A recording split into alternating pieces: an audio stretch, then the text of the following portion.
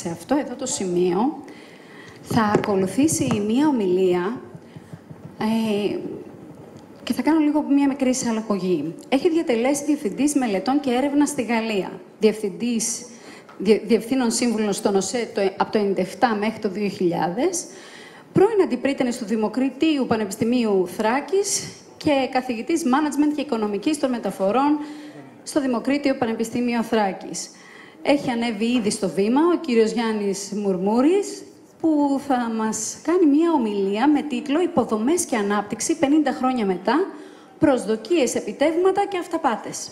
Λοιπόν, κυρίες και κύριοι, καταρχήν σας ευχαριστώ πάρα πολύ και ήθελα να ευχαριστήσω ιδιαίτερα το προηγούμενο πάνελ που τυχαίνει ακριβώς να είναι οι αμφιτρίωνες μας, ο πρόεδρος κύριος Κόλλιας, ο κύριος Μίτσικας, επίσης πρόεδρος, ο κύριος Μαλτέζος, πατήρ και ιός, οι οποίοι έχουν κάνει μια εξαιρετική διοργάνωση και είμαστε πάρα πολύ χαρούμενοι που είμαστε εδώ να μπορέσουμε να συνεισφέρουμε σε αυτή τη διαδικασία. Το θέμα μου υποδομές και ανάπτυξη, 50 χρόνια μετά, προσδοκίες, επιτεύγματα και αυταπάτες, είναι ένα θέμα το οποίο ξεπερνάει τα οικονομικά, τα οποία ακούσαμε μέχρι τώρα και πιθανότατα να είναι λίγο αφηρημένα. Είναι το heavy stuff, αν θέλετε, δηλαδή είναι το βαρύ κομμάτι του τι κάναμε αυτό το διάστημα, τα χρήματα τα οποία πήραμε. Αν τα χρησιμοποιήσαμε και πώς τα χρησιμοποιήσαμε, αν τα κάναμε κάτι ουσιαστικό ή αν εν τέλει φτιάξαμε υποδομές οι οποίες δεν μας χρειάζονται. Για να σας δώσω από την αρχή τον τόνο του τι θέλω να πω, θα σας πω δύο ιστορίες. Δύο σύντομες ιστορίες που δείχνουν την νοοτροπία γενικά στην επένδυση που έχουμε. Η μία ιστορία αφορά τα εμπορευματικά κέντρα. Γύρω στο 1980 και μετά πάλι επαναλήφθηκε αυτή η ιστορία γύρω στο 1990, δημιουργήθηκε μια σειρά προτάσεων προγραμμάτων για να κάνουμε εμπορευματικά κέντρα, δηλαδή σε κάθε νομό να κάνουμε ένα κέντρο, logistic centers τα λέμε σήμερα, όπου θα πάρουν όλη τη μεταφορική διαδικασία και αποθήκευση και με αυτόν τον τρόπο θα έχουμε διάφορες οικονομίες κλίμακος. Γίνανε περίπου 60 προτάσεις, δηλαδή μία ανά νομό και σε μερικούς 2-3. Και όταν βάλαμε κάτω τα εμπορεύματα τα οποία απαιτούνται για αυτές τις υποδομές, ήταν 10 φορές το εμπορευματικό έργο της Ευρώπης. Γι' αυτό έτσι μόνο βγαίνανε. Είναι δυνατόν να έχετε δύο εμπορευματικά κέντρα, ας πούμε, στο Βόλο, στη Λάρισα, 2 και 2. Τι εμπορεύματα να έχει. Άλλωστε, ιστορικά, ούτε ένα δεν έχουμε αυτή τη στιγμή του τύπου που θέλαμε να φτιάξουμε. Είναι το περίφημο Θριάσιο, το οποίο έχει δημοπρατηθεί 8 φορές και το μισό είναι ακόμη σε διαδικασία δημοπράτησης και κατακύρωσης. Άσε που έχουν και προβλήματα ανταγωνιστικά μεταξύ τους αυτά τα δύο. Λοιπόν, τι είναι το συμπέρασμα από αυτό. Σε αυτά ήρθαν παρόδο, δόθηκαν χρήματα, γίνανε διαγωνισμοί, μελετητικά γραφεία βγάλανε λεφτά και καλά κάνανε, νομίμως τα βγάλανε. Η Ευρωπαϊκή Ένωση πλήρωσε. Στο τέλος όμως τα διατά αυτά είναι ότι δεν έγινε απολύτως τίποτα. Είχαμε μια υπερπληθώρα προτάσεων, η υπερδιαστασιολόγηση, λέξη που θα την ακούσετε πάρα πολύ στην ομιλία μου, έλλειψη στρατηγικής και δεν υλοποιήθηκαν. Πάμε τώρα σε ένα δεύτερο που ξεφεύγει λίγο από τα 50 χρόνια που εξετάζουμε, αλλά πολλά πράγματα θα δείτε από την ομιλία μου ότι ξεφεύγουν και πάνε λίγο πίσω. Έτσι. Λοιπόν, εδώ έχουμε τη χαρακτηριστική περίπτωση με τον Κωνσταντίνο Καραμανλή, τον Μεγάλο. Έτσι. Αυτός γύρω στο 1955 καλεί μία σύσκεψη μαζί με τον Κωνσταντίνο Τσάτσο, τον μετέπειτα πρόεδρο, και τον Λουκά Λινερά, κάποιον που πιθανότατα τον ξέρετε πολύ πιο λίγο, είναι ΣΕΡ, ήτανε μάλλον ΣΕΡ ο άνθρωπος, μια ισχυρή προσωπικότητα δίπλα στον Καραμανλή όλο το διάστημα και ήταν τους ανθρώπους που σκεφτόταν για διάφορα τέτοια πράγματα. Και ρωτάει ο Καραμανλής με το ύφος που είχε, βρε παιδιά μου, λέει, το IMF να κάνω, λέει, τουρισμό. Τι είναι αυτό, τι θα κάνω. Λέει ο Τσάτσος, λέει, άσε, λέει, δεν ξέρουμε εμείς, θα φωνάξουμε έναν που ξέρει. Και φωνάζουν τον Δοξιάδη, τον περίφημο Δοξιάδη, έτσι. Και ο Δοξιάδης τους λέει, κοιτάξτε, η λύση για αυτό, αφού έχουμε χρηματοδότηση, είναι να κάνουμε ξενοδοχεία σε περίοπτα σημεία. Θα βρούμε δηλαδή ωραία σημεία και αν πάρετε τώρα και δείτε τα ξενία που έχουν γίνει, είναι στα καλύτερα σημεία σε κάθε νομό και είναι η καλύτερη ξενοδοχειακή υποδομή που έχουμε σήμερα. Φώναξαν και τον Κωνσταντινίδη, έναν από τους αρχιτέκτονες, τους καταπληκτικούς αρχιτέκτονες που έχουν περάσει από τη χώρα μας, γιατί σε αυτό το είδος είχαμε πράγματι πολλές επιτυχίες και έχουμε. Φτιάξαν λοιπόν αυτή την καταπληκτική πολιτική, η οποία ξεκίνησε με στόχο πολιτική βούληση, χρηματοδότηση, εξειδίκευση, υλοποίηση και management και υπάρχει ακόμη. Δηλαδή το ένα πέτυχε, το άλλο επειδή είχε ακριβώς αντικείμενο, επέτυχε. Έχουμε άλλο τέτοιο παράδειγμα? Αν ψάξετε θα δυσκολευτείτε πάρα πολύ να βρείτε άλλο τέτοιο παράδειγμα. Αφήνω αυτές τις δύο ιστορίες που καταλάβετε λίγο ότι είναι ένα θέμα εν τέλει νοοτροπίας, πώς επιλέγουμε έργα. Και θέλω να πω λίγα λόγια για την υποδομή. Τι είναι εν τέλει αυτή η υποδομή? Η υποδομή είναι το πεδίο επί του οποίου γίνονται διάφορες δραστηριότητες και καλύπτει κάποιες ανάγκες μεταφοράς, ενέργειας ή τηλεπικοινωνίας. Συνηθίζουμε να βάζουμε εκεί τα οδικά δίκτυα, σιδηροδρόμους, δηλαδή αυτά που λέει και ο κοινός, ας πούμε, άνθρωπος, αεροδρόμια, λιμάνια, ενεργειακά δίκτυα, ίδρυυση και αποχέτευση εκεί, τη βάζουμε και δεν τη βάζουμε. Δηλαδή, εκεί έχουμε τεράστια υστέρηση, γιατί έχουμε οριακά μόνο στο λεγόμενο τέος διοικήσεως πρωτευούσης, έχουμε κάποια στοιχειώδη αποχέτευση και διαχείριση ομβρίων. Και πλέον βάζουμε μέσα και τις δομές παιδείας και πρόνοιας και θεωρούμε ότι και αυτά είναι δίκτυα. Όταν λέμε ανάπτυξη, εδώ πάλι είναι το χάος. Δηλαδή, όταν ρωτήσει έναν οικονομολόγο, είναι από το μόνο που θα πάρεις κανονική απάντηση. Θα σου πει, ξέρεις τι είναι, το ΑΕΠ, 2 συνεχόμενα τρίμηνα αύξηση. Πολύ ωραία μέχρι εδώ. Αν ρωτήσετε το μηχανικό της πιάτσας, θα σας πει να κάνω οικοδομές. Αν ρωτήσετε την τεχνική εταιρεία, θα πει, παιδιά, είναι δρόμοι και σιδηρόδρομοι και μεγάλα έργα. Έτσι. Αν ρωτήσετε έναν έμπορο, θα σας πει είναι η ρευστότητα, κατανάλωση. Χωρίς ρευστότητα δεν υπάρχει ανάπτυξη. Και οι τράπεζες δάνεια και καταθέσεις. Και φτάνουμε στο τέλος στον ΟΣΑ, για να τα μαζέψουμε λιγάκι, και ο ΟΣΑ έχει 17 σημεία που λέει, παιδιά, ανάπτυξη είναι αυτοί οι 17 στόχοι, που θα σας τους δείξω απλώς και μόνο έτσι πληροφοριακά λίγο μετά. Ποιο ήταν το περιβάλλον τώρα, το οποίο και ο κύριος Χαρδούβελης και ο κύριος Κωστής μέχρι τώρα και άλλοι ομιλητές έβαλαν, εκεί δεν θα μείνω πολύ. Εμείς τα 57 χρόνια είχαμε κύρια θέματα διαφορετικά. Δηλαδή είχαμε το πολιτιακό, είχαμε τα θέματα εκδημοκρατισμού, το θέμα γενικά να έχουμε πολιτική ελευθερία και το θέμα της οικονομίας είχε μείνει δίπλα. Ήταν ένα το οποίο μέχρι που πιστεύαμε ότι πήγαινε και μόνο του. Έτσι. Και καλυπτόμενο από τα προηγούμενα που πηγαίναμε καλά γιατί ξαφνικά ψηφίζαμε, είχαμε βουλευτές αυτούς που θέλαμε, μιλούσαμε ελεύθερα και κάναμε διαδηλώσεις, όλα αυτά. Έτσι, η οικονομία ήταν από μόνη της όπου πήγαινε. Έτσι, δεν είχαμε ιδιαίτερες δραστηριότητες να παρέμβουμε εκεί. Αυτό σιγά σιγά οδήγησε την οικονομία να είναι στην ουσία όλα εισαγόμενα. Κρατήστε το και αυτό, γιατί αν δείτε εδώ τριγύρω, έτσι, αν μου βρείτε ένα ελληνικό πράγμα, έτσι, θα χάνω ό,τι στοίχημα θέλετε. Θα δείτε ότι θα το κερδίσουμε. Θα το κερδίσω. Λοιπόν, αυτό το διάστημα επίσης πηγαίναμε αγκαλιά, όλο αυτό το διάστημα αγκαλιά με την Ευρωπαϊκή Ένωση. Αυτό ήταν ένα θετικό στοιχείο. Δεν το πήραμε πολύ στα σοβαρά στην αρχή. Γκρινιάζουμε κιόλας. Δεν μας φτάνει αυτά που μας δίνουν, θέλουμε κι άλλα. Έτσι. Και η ευρωπαϊκή πορεία και με την ΟΝΕ, που την ξεχνάμε, έτσι, σαν επίτευγμα αυτής της ιστορίας, μας επιτρέπει αυτή τη στιγμή να υπάρχουμε. Η Ευρωπαϊκή βέβαια Ένωση σε αυτό το διάστημα είχε κανόνες, είχε απαιτήσεις. Σε κάθε τι που έδινε έπρεπε να κάνεις και εσύ κάτι. Σου έδινε μια επιδότηση, αλλά για να κάνεις κάτι άλλο. Και εσύ έπαιρνες την επιδότηση και δεν έκανες κάτι άλλο. Λοιπόν, το βαμβάκι είναι χαρακτηριστική περίπτωση. Η τιμή του βάμβακος αυτή τη στιγμή στην Ελλάδα μέσα, εσωτερικά στην κοινότητα, είναι διπλάσια από απ' έξω από την κοινότητα. Το 50% αυτής της τιμής είναι η επιδότηση. Το άλλο 50% είναι η διεθνής τιμή. Το πουλάς το 45% απ' έξω και είσαι ανταγωνιστικός και λες, πουλάω εξάγω βαμβάκι.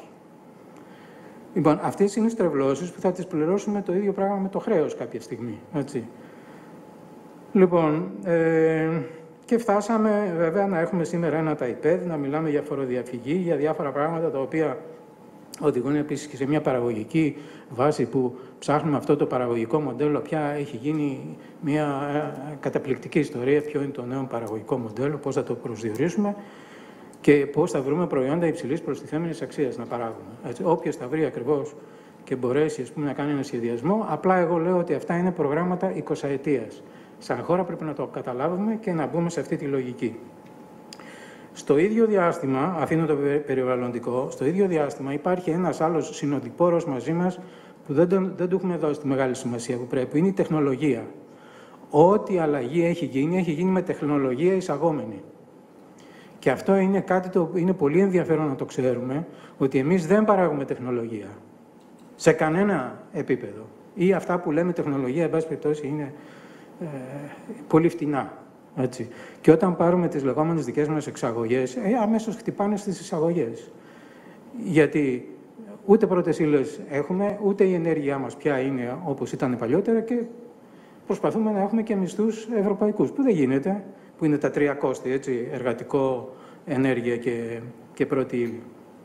Άρα το θέμα τεχνολογία που διαπερνά τα σύνορα και δεν σε ρωτάει. Έτσι. Παλιά όσοι θυμούνται το τελωνείο, έφερνες 2 κούτες τσιγάρα και πλήρωνες κάτι. Περνάς μια μελέτη με ένα στικάκι τώρα που έχει παραχθεί στην Ελβετία, ούτε παίρνει κανένας είδηση τι γίνεται. Λοιπόν, και αν ήθελα τώρα να βάλω ένα υπότιτλο σε αυτά που θα σας πω στη συνέχεια, είναι το εξής. Προσανατολιζόμαστε συχνά σε μια αποδοτικές αναπτυξιακά υποδομές. Και εκεί πάνε τα πολλά λεφτά. Έτσι. Και αυτό πρέπει να το δούμε, γιατί εκεί ίσως είναι και το κλειδί να βρούμε το τι θα κάνουμε. Στην περιήγηση, λοιπόν, αυτή, εγώ θα προσπαθήσω να δω το γιατί, πώς, πού, για την υποδομή, τι πρέπει να κάνουμε. Ότι κάθε υποδομή για να γίνει χρειάζεται μια λήψη επενδυτικής απόφασης. Τι στόχους πρέπει να έχουν οι αρμόζουσες υποδομές, γιατί δεν είναι όλες οι υποδομές για όλες τις χώρες ίδιες. Η οικονομική αξιολόγηση που χρειάζεται σε αυτές, που είναι απαραίτητο και μπορούμε και έχουμε τα μέσα να το κάνουμε και να ξέρουμε τι θα συμβεί. Τι επίπτωση έχει εν τέλει όλη αυτή η ιστορία στην ανάπτυξη, έτσι, τι μπορεί να έχει και τι είχε σε εμάς μέχρι τώρα. Και μετά θα μπω στο τίτλο όπως μου τον επέβαλε, αν θέλετε, το συνέδριο, προσδοκίες, επιτεύγματα και αυταπάτες. Έτσι. Και το λέω αυτό γιατί εκεί θα είμαι πιο συγκεκριμένος. Όταν λοιπόν θέλουμε να κάνουμε μια επένδυση στην υποδομή, αυτό το οποίο κάνουμε είναι με κάποιο τρόπο προσδιορίζεται το ποσό. Η επένδυση έχει στόχο γενικά τη βελτίωση της συγκεκριμένης λειτουργίας για την οποία η υποδομή είναι ταγμένη να λειτουργήσει. Στόχος είναι να μειώνουμε τα κόστη μετά της χρήσης για την όποια δραστηριότητα θέλουμε, αύξηση της ποιότητας του όποιου σέρβις εξυπηρέτησης γίνεται με αυτή την υποδομή και να φτιάχνουμε και πεδίο επί του οποίου το επιχειρήν θα μπορεί να δουλεύει. Έτσι. Αυτά όλα μας φτιάχνουν και μας οδηγούν σε αυτό που στην οικονομία λέμε παραγωγικότητα και ανταγωνιστικότητα. Και τα δύο αυτά μαζί μας οδηγούν στο θέμα είτε development είτε growth, όπως και να το πούμε. Στην Ελλάδα θα μου επιτρέψετε να σας πω ότι προτιμώ να το λέμε ανάπτυξη και όχι μεγέθυνση, γιατί δεν ξέρω τι πάμε να μεγενθύνουμε. Έτσι, δηλαδή αυτά που μπορούμε να μεγενθύνουμε πραγματικά δεν είναι πάρα πολλά. Πρέπει να κάνουμε δηλαδή καινούριες δραστηριότητες, αυτό το πράγμα εννοώ. Και προχωρώντας, πολύ γρήγορα να δούμε, αυτή είναι οι 17 στόχοι που βάζει ο ΩΣΑ, που τι λέει δηλαδή στην ουσία. Παιδιά, κοιτάξτε, είναι ένα θέμα το οποίο είναι πολυδιάστατο η ανάπτυξη. Δεν είναι μόνο τι θέλει ο καθένας. Έτσι.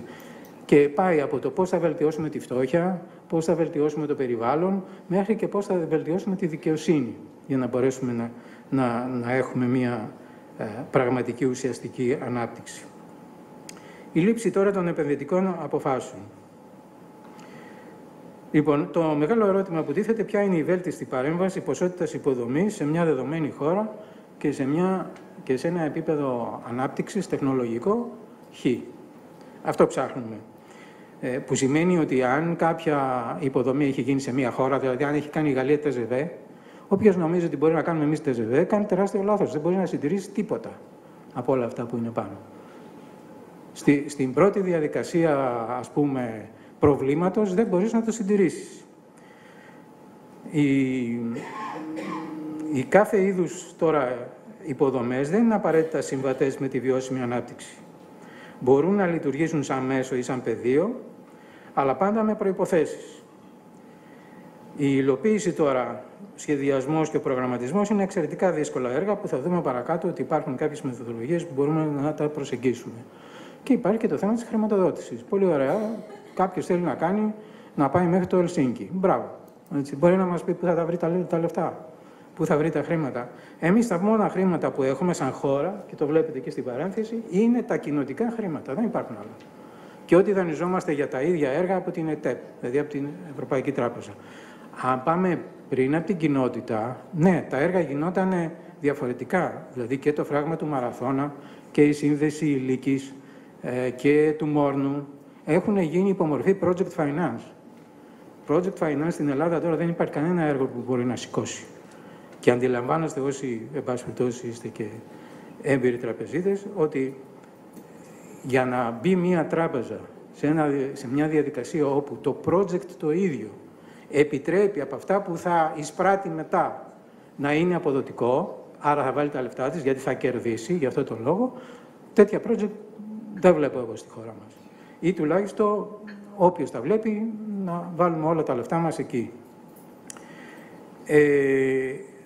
Από αυτά τα χρήματα, γιατί κάποιος θα μπορούσε να μου πει, μα είναι λίγα, δεν μπορούμε να κάνουμε. Από αυτά τα χρήματα, αν πάει κανένας ιστορικά και με σοβαρή αναγωγή και δει τι είναι, δεν παίρνουμε πάνω από το 60%. Δηλαδή μας περισσεύει ένα 40%, το οποίο δεν το παίρνουμε. Και είναι μια διαδικασία που όλο θέλουμε να πηγαίνουν τα ευρωπαϊκά προγράμματα πίσω και πίσω και πίσω, δηλαδή αναφέρουμε στο ΕΣΠΑ, τώρα δεν ξέρουμε τι θα γίνει στο άλλο. Στο άλλο είμαι πολύ περίεργος με τα έργα που έχουν μπει μέσα, εάν στο τέλος θα τελειώσουν και δεν θα μας ζητηθούν τα χρήματα πίσω. Αλλά έχουμε ένα θέμα απορρόφησης. Έτσι. Είναι πραγματικό αυτό το θέμα. Έτσι. Και πρέπει και σε αυτό να δούμε τι κάνουμε. Λοιπόν, οι στόχοι συνήθως που βάζουμε, που λέμε εθνικοί στόχοι, θα μπορούσε να είναι αύξηση βιομηχανικής παραγωγής, της γεωργίας, της γεωργικής παραγωγής, εκμετάλλευση φυσικών πόρων και άλλοι στόχοι τύπου άμυνα. Έτσι, είμαστε μια χώρα η οποία στο θέμα της αμήνης είναι σε περίεργη θέση ή τουλάχιστον έτσι όπως τα έχουμε κάνει. Έτσι, εμείς έχουμε ανάγκη μεγάλων ποσών σε πράγματα τα οποία είναι σχεδόν βέβαια ότι δεν θα χρησιμοποιήσουμε ποτέ. Και υπάρχουν και ορισμένοι διαρθρωτικοί περιφερειακοί στόχοι, τους οποίους τους λέμε είναι η προσπάθεια ομογενοποίησης των διαφόρων περιφερειών. Και εκεί θέλει μεγάλη προσοχή, διότι οι τοπικοί έρχονται συνήθως, αυτό που ζητάνε είναι αυτό που έχει και ο διπλανός. Δηλαδή έκανε τραμ η Αθήνα, θέλει τραμ και η Θεσσαλονίκη και η Καλαμάτα. Έκανε μετρό η Αθήνα, που εν πάση περιπτώσει χρειάζεται. Θέλει μετρό οπωσδήποτε η Θεσσαλονίκη, αυτό το δόλιο το μετρό που δεν τελειώνει. Έτσι.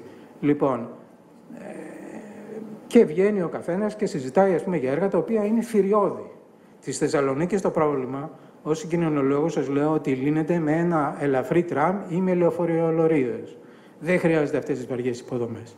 Έτσι που πληρώνουμε ή να το κάνουμε διαφορετικά. Κάθε περιφέρεια θα πληρώνει τις δικές της υποδομές.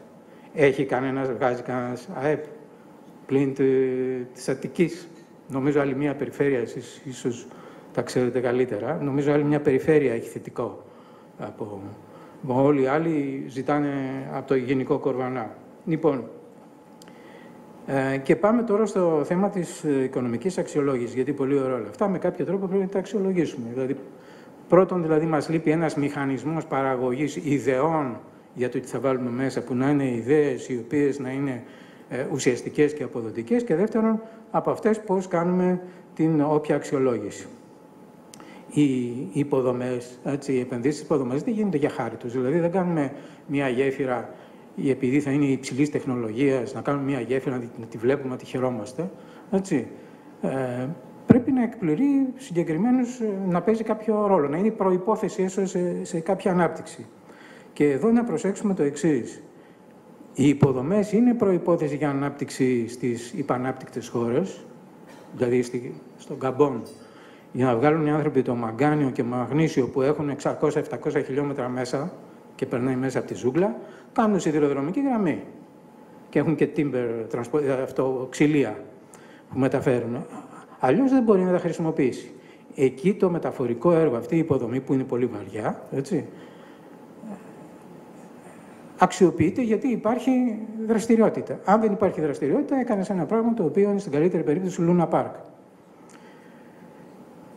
Οι προηγμένες τώρα χώρες, όταν κάνουν υποδομές μεγάλες, συνήθως δεν είναι το στοιχείο το οποίο πιστεύουν οι ίδιοι ότι γίνεται ανάπτυξη. Τα κάνουν για διάφορους άλλους λόγους. Δηλαδή, ας πούμε, ο πύργος του Άιφελ, που είναι ένα χαρακτηριστικό παράδειγμα, το Raison d'être, αν διαβάσετε ποιο ήταν, έβαλε μια κεραία. Έτσι, ένα πανάκριβο έργο και που δεν είχε ξαναγίνει έτσι, από πλευράς, ας πούμε, στατικής κτλ. Είναι εξαιρετικά δύσκολο. Λοιπόν, η αξιολόγηση και η βιωσιμότητα τώρα των έργων, όταν γίνεται σε χώρες οι οποίες είναι γενικά χαμηλού επίπεδου, επιστημονικά κτλ., είναι μεροληπτικές όλες. Δηλαδή δεν υπάρχει στον τρίτο κόσμο μελέτη που να γίνεται αξιολόγηση βιωσιμότητας κτλ., feasibility study, που να μην είναι μεροληπτική. Τώρα, γιατί είναι μεροληπτικές? Μεροληπτικές είναι γιατί κάποιος έχει κάποια πολύ συγκεκριμένα συμφέροντα να κάνει το τάδε έργο σε σχέση με ένα άλλο. Εμείς μάθαμε να κάνουμε δρόμους και κάνουμε δρόμους παντού. Έτσι. Αυτό κάνουμε αυτή τη στιγμή. Κάνουμε δρόμους μπορείς να πας σε οποιοδήποτε σημείο και εγώ λέω ας καθίσουμε εκεί στους δρόμους, θα αφήσουμε λιγάκι για να δούμε τι θα κάνουμε. Ας πούμε η Εγνατία, η οποία είναι μια πολύ ωραία οδός, είναι ένας τετράιχνος δρόμος, δεν είναι δηλαδή και κάτι το φοβερό και τρομερό διεθνώς. Ένας τετράιχνος δρόμος είναι, έτσι, με ένα στη μέση, ένα στη Θέο. Λοιπόν, άλλαξε το ΑΕΠ της χώρας ή των περιοχών? Όχι. Οι φτωχότερες ήταν, οι φτωχότερες είναι. Έτσι. Το πολύ να μην κάνεις διακοπές στη Χαλκιδική και να τις κάνεις στην Πρέβεζα. Έτσι. Όταν προσθέτεις όμως τα νούμερα, στα λογιστικά σου, στο ίδιο σημείο σου βγαίνει. Δηλαδή δεν έχει αλλάξει κάτι. Λοιπόν, στην αξιολόγηση,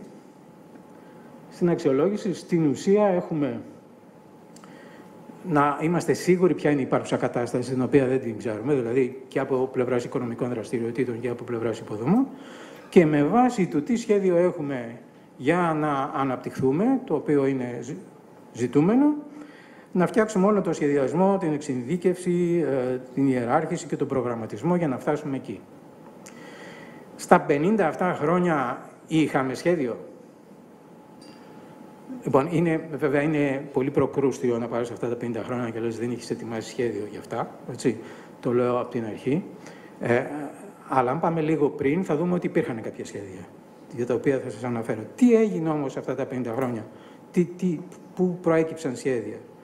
Έχουμε δύο μελέτες, της McKinsey και το, ας πούμε, report Πισαρίδη, που είναι προτάσεις και ιδέες. Okay. Οι πιο πολλές είναι ακοστολόγητες. Το report McKinsey, το οποίο δεν είναι και ακριβό, έτσι. Μην φανταστείτε ότι είναι μελέτη ακριβή. Δεν θέλω να πω τώρα το νούμερο. Λοιπόν, μέσα λέει να κάνουμε TGV εμπορευμάτων. Το TGV εμπορευμάτων δεν υπάρχει πουθενά στον κόσμο. Δηλαδή, να τρέχουν με 300 χιλιόμετρα τα εμπορεύματα. Έτσι. Δεν ξέρω αν έχει φανταστεί κανένας σας τι θεμελίωση χρειάζεται παραπάνω από το υπάρχον TGV, από τα βάρια που έχει να σηκώσει. Έτσι. Είναι ένα πανάκριβο πράγμα που δεν υπάρχει πουθενά και δεν έχει γίνει ακριβώς για αυτό το λόγο. Το εμπόρευμα δεν έχει κανένα λόγο να πάει γρήγορα κάπου. Πρέπει να πάει στο συγκεκριμένο χρόνο που του έχει ζητηθεί. Αυτά που λέμε just in time κτλ. Δεν λέει πουθενά να είναι just in time, αλλά πολύ γρήγορα. Να πάει με κάποιο συγκεκριμένο τρόπο. Λοιπόν, και τα δύο αυτά εξετάζουν την ελληνική οικονομία υπό μορφή fine tuning. Δηλαδή, θα κάνω λίγο τον έμφυα, έτσι, λίγο ΦΠΑ αλλιώς, μα κατέβασε τον στα τρόφιμα, μα όχι εκεί. Και αυτό το πράγμα θα πάει καλύτερα, έτσι. Να τα κάνουμε και αυτά, έτσι. Αλλά δεν είναι εκεί, ας πούμε, η δυνατότητα των όποιων αλλαγών. Τι ουσιαστικό πρόγραμμα εν τέλει υπάρχει? Λοιπόν, το πραγματικό πρόγραμμα που δεν είναι εκφρασμένο με σχεδιασμό, αλλά Αυτό υπάρχει, είναι αυτό εδώ που είναι το πρόγραμμα ΕΣΠΑ. Ό,τι είναι μέσα εκεί και έχει χρηματοδότηση, αυτό είναι που θα γίνει κιόλας, εύχομαι. Έτσι, γιατί έχουμε και πολλά έργα που δεν τελειώνουν εκεί μέσα. Κάνουν οι άλλοι τα ίδια πράγματα με εμάς? Όχι.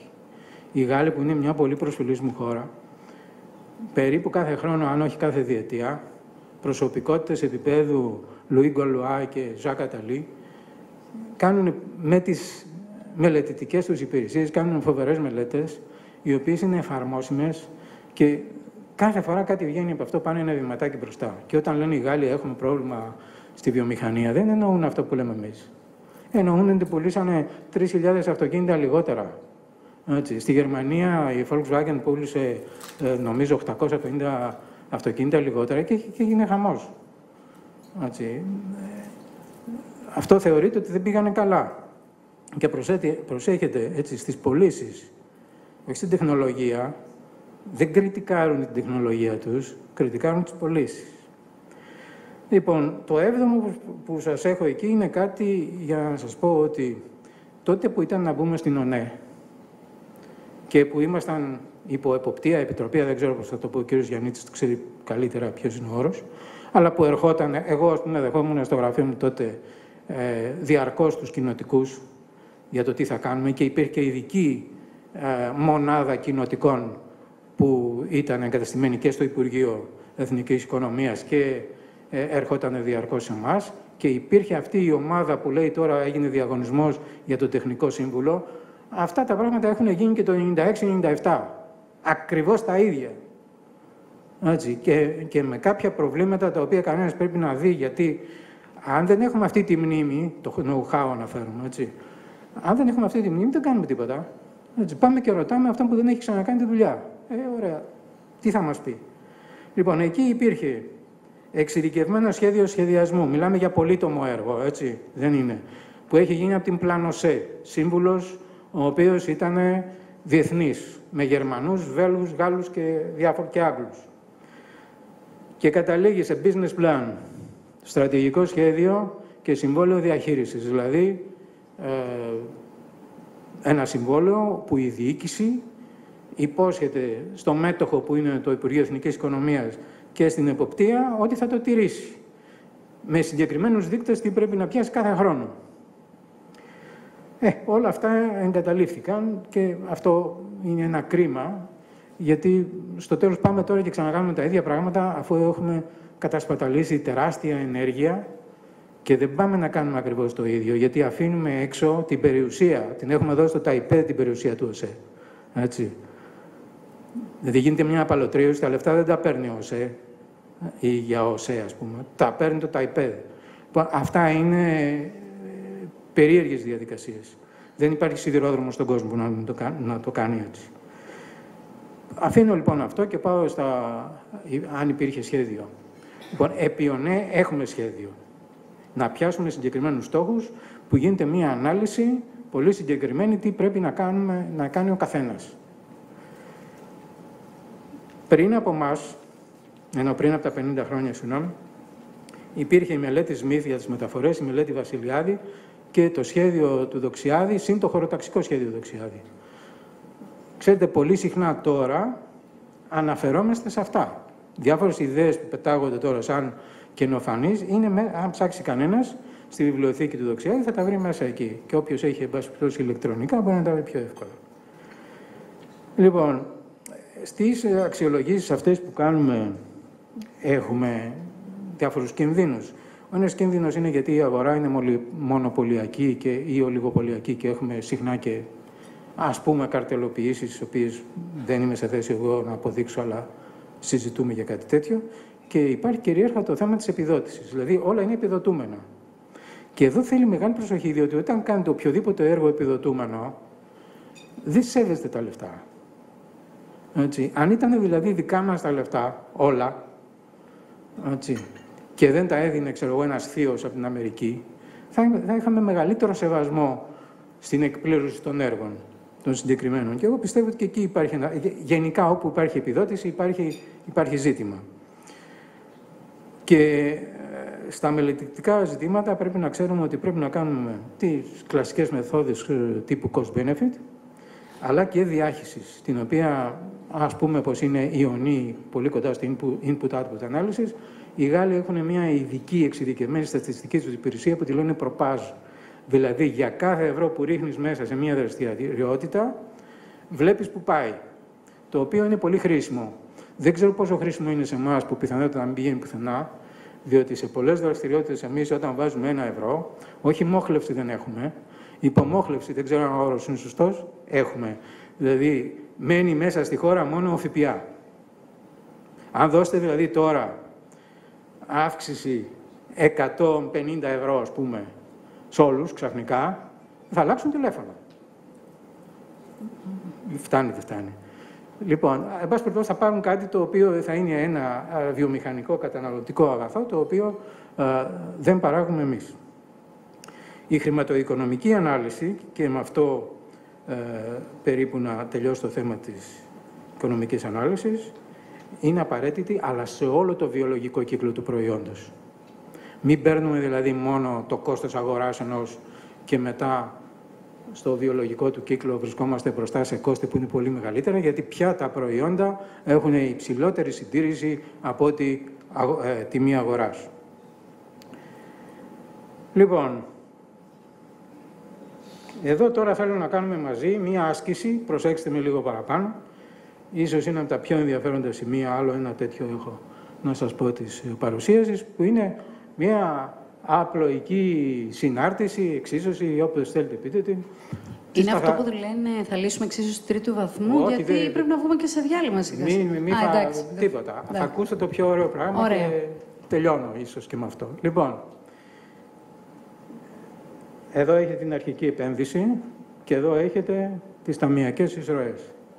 Φανταστείτε ότι έχετε ένα έργο 1,7 δις, Ανατολική Σιδηροδρομική Εγνατία, που προτείνεται. Έτσι. Κατά την άποψή μου κάνει 3 δις, αλλά αυτό θα το βρούμε στον δρόμο. 50 χρόνια βάζουμε το χρόνο, γιατί τόσο περίπου είναι οι σιδηροδρομικές υποδομές. Ας πούμε πως δεν έχει πληθωρισμό για να μπορώ να κάνω τις πράξεις σχετικά εύκολα. Διωρώ με το 50 και βρίσκω του θαύματος 34 εκατομμύρια το χρόνο. Άρα δηλαδή πρέπει να βγάζω, σε αυτή τη γραμμή απάνω πρέπει να βάζω 34 εκατομμύρια το χρόνο. Οκ. Λοιπόν, τα βγάζω. Παίρνω τον κεντρικό άξονα, ο οποίος έχει 35 εκατομμύρια από εμπορεύματα, από επιβάτες, 15 από εμπορεύματα και 50 από επιδότηση εκατομμύρια. Τα public service obligations. Αυτά είναι 100. Έτσι. Bottom line, 50.000. Hellenic Train. Πήρα μια τυπική χρονιά, έτσι, δεν πήρα μια δύσκολη χρονιά. Πήρα μια χρονιά που να είναι περίπου εντάξει, ας πούμε, normal. 50.000 επί 50, 2,5 εκατομμύρια. 1,7 δις. Διαιρεμένο με τα 2,5 εκατομμύρια, μισή χιλιετία. Και δεν έχουμε βάλει μέσα το κόστος των οχημάτων. Λοιπόν, υπάρχουν αυτόματα συστήματα, η παραχώρηση μας βοηθάει πάρα πολύ. Ξεπερνάω 2 άλλα πράγματα τα οποία θα σας ήταν χρήσιμα, αλλά δεν θέλω να πάρω ίσως παραπάνω χρόνο από το διάλειμμα και πηγαίνω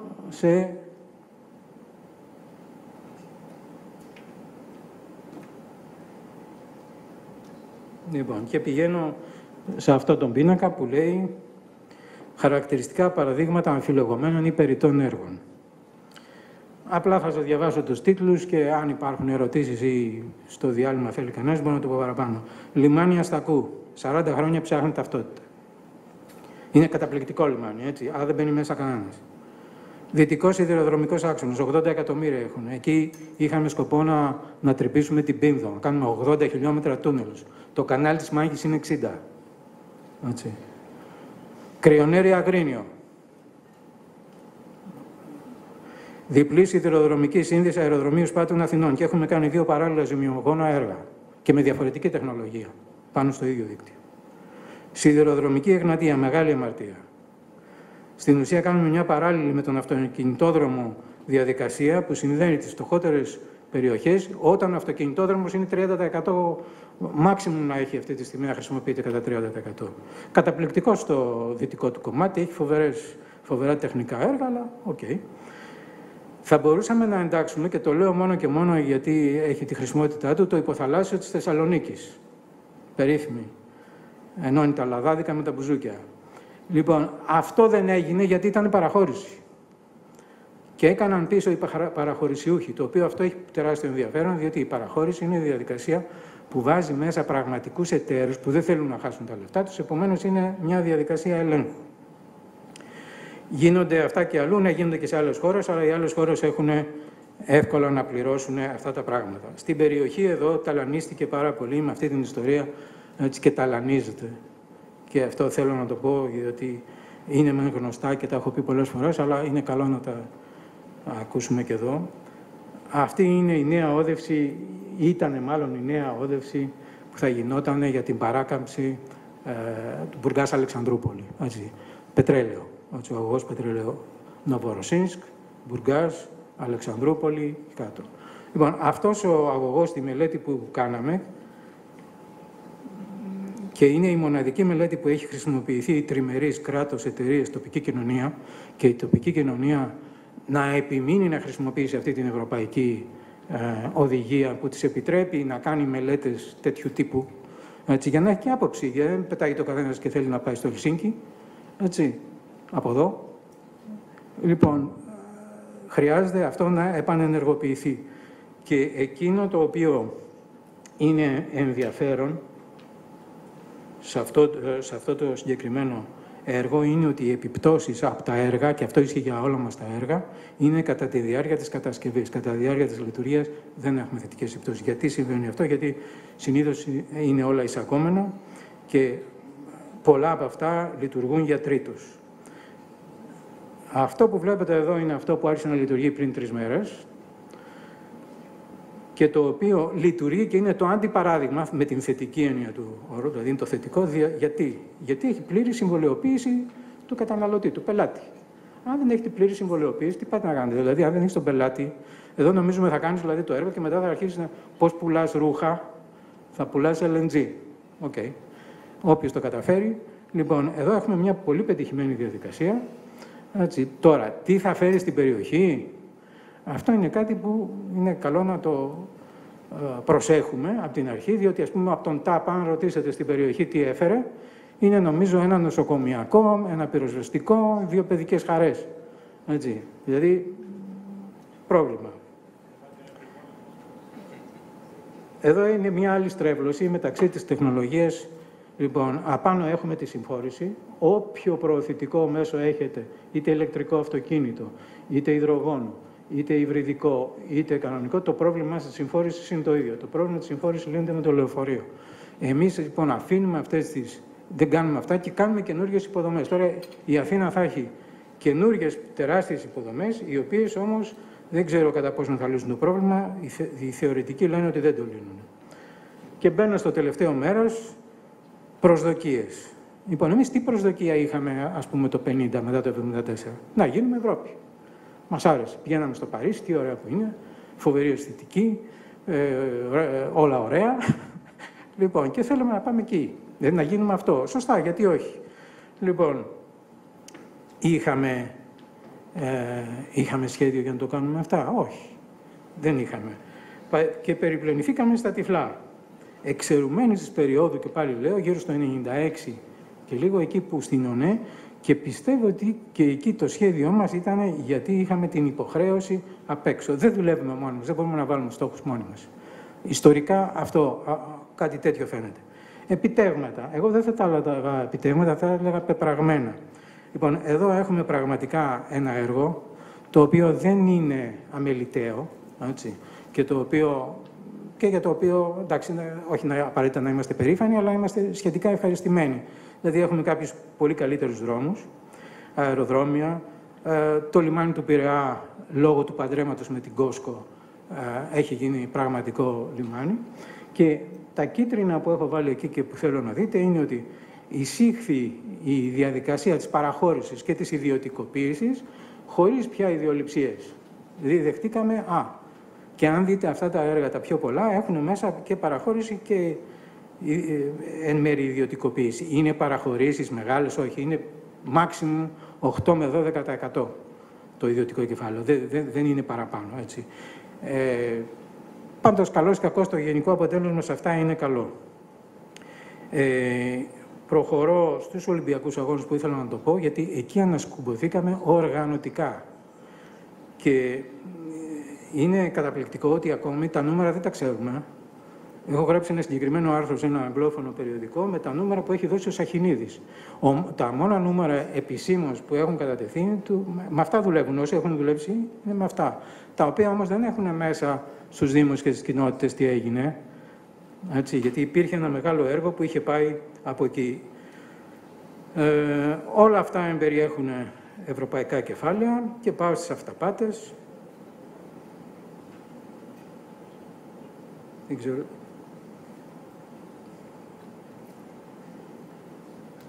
Λοιπόν, έχουμε ένα μικρό πρόβλημα, δεν πειράζει.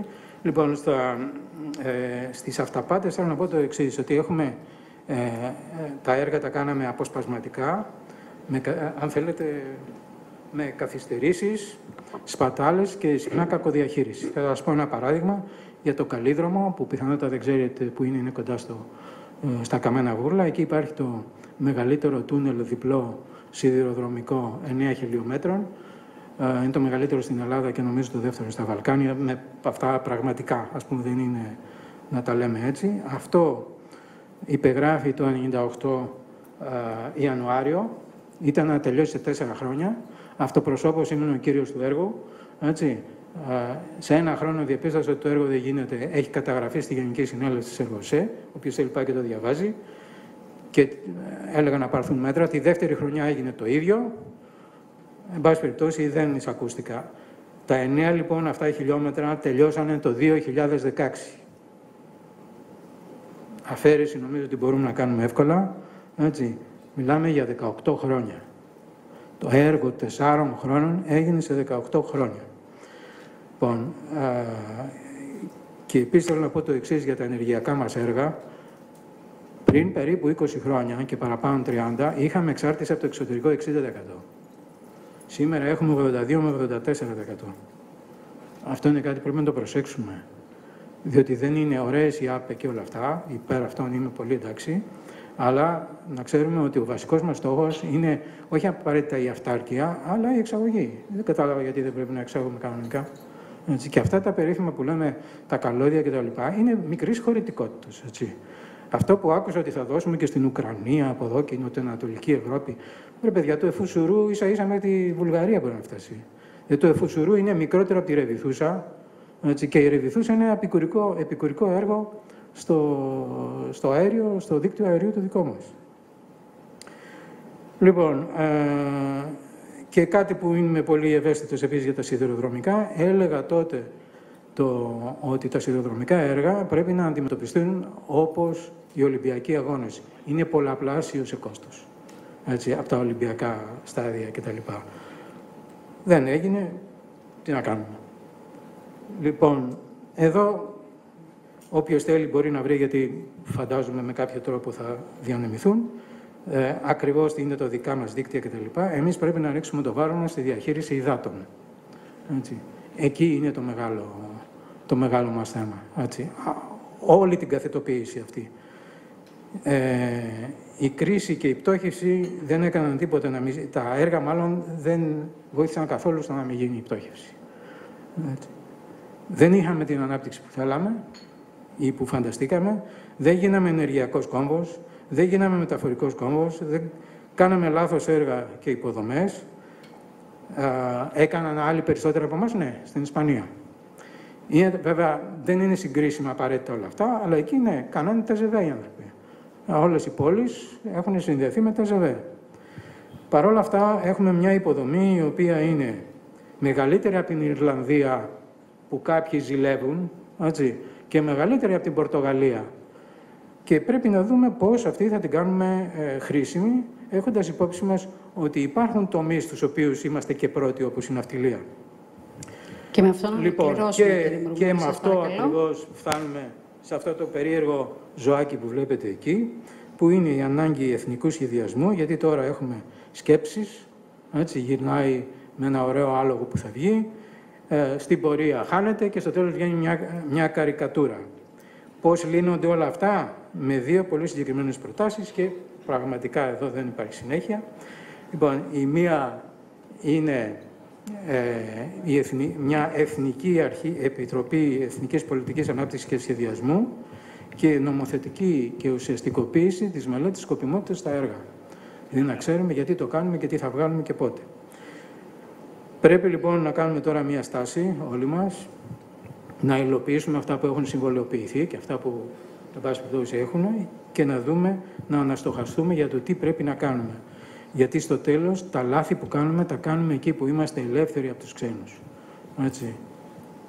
Εκεί κάνουμε τα μεγάλα λάθη. Δεν τα κάνουμε εκεί που υπάρχουν περιορισμοί από τους ξένους. Σας ευχαριστώ πολύ και... Εμείς ευχαριστούμε, κύριε Μουρμούρη.